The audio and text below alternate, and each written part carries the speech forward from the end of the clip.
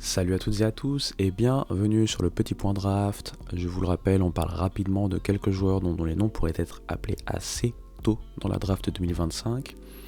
Aujourd'hui, je vais vous parler très rapidement, très succinctement de Cam Canarella, l'outfielder star de Clemson, du côté donc de la Caroline du Sud, est un pur produit j'allais dire sud-carolinien, je sais pas si c'est très bien français, mais vous m'avez compris, un pur produit de Caroline du Sud, il vient de Lexington, qui est là-bas, pas Lexington dans le Kentucky.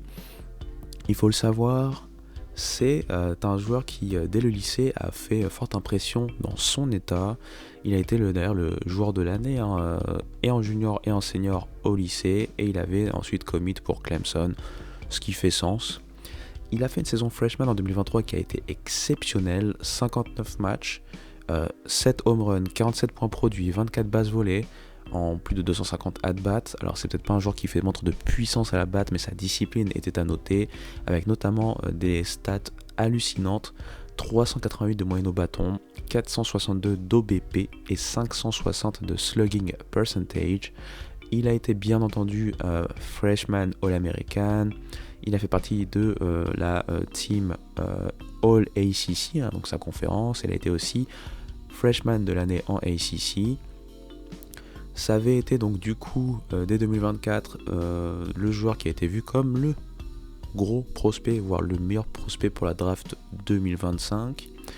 Malheureusement, la suite a été beaucoup plus compliquée, avec notamment des pépins physiques, toujours de la qualité au final, surtout défensive, mais peut-être moins d'entrain offensif. La saison dernière, c'est 11 home runs, 60 points produits, donc il y a une production statistique qui a augmenté, mais en termes de moyenne, c'était beaucoup plus bas comparé à sa première saison. Ça reste très intéressant, mais pas au niveau qu'il nous avait montré, avec 337 de moyenne à la batte, 417 d'OBP, 561 de slugging percentage.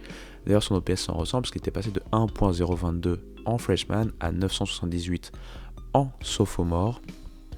Là, en tant que junior, ça reste plutôt sur ce qu'on a vu en tant que sophomore. Pour l'instant, à l'heure où je parle, c'est 37 matchs joués pour un seul home run, 25 points produits. Il faut savoir aussi qu'il a eu quand même des pépins physiques, il faut le noter. Avec des moyennes notamment à la batte de 323, un OBP de 486, là c'est plus intéressant, et un slugging percentage plus bas, 446. Il est pour l'instant sur son OPS le plus faible de ces 3 saisons. Donc on a cette impression qu'il y a une sorte de régression statistique au niveau offensif, mais surtout il y a cette impression que peut-être qu'il avait déjà atteint un certain plafond, et c'est un peu la crainte des scouts en termes d'offense, c'est qu'il est en fait atteint de manière très précoce son plafond offensif. Par contre, ça reste un prospect, mais vraiment très intéressant. Faut pas s'arrêter juste aux chiffres offensifs. C'est un joueur qui défensivement fait le boulot. C'est un joueur spectaculaire, très bon dans l'outfield. Et maintenant, il va falloir voir si on va se doter d'un joueur qui va être vraiment pris pour sa batte et sa discipline, mais pas sa puissance, parce que ce n'est pas l'atout du jeune homme. Et donc, à voir ce qui va en être pour lui. Est-ce qu'il va être toujours un joueur de premier tour? Est-ce qu'il va continuer à descendre dans les mock drafts? Pour l'instant, je dirais que ça doit quand même faire partie des 30-40 meilleurs prospects du pays, surtout en termes de joueurs universitaires, mais c'est plus aussi haut que ce qu'on pouvait voir pour ce jeune homme. J'ai fait un peu plus long pour Cam Canarella, mais voilà, c'est un profil qui interroge, donc c'est pourquoi j'ai peut-être pris un peu plus de temps.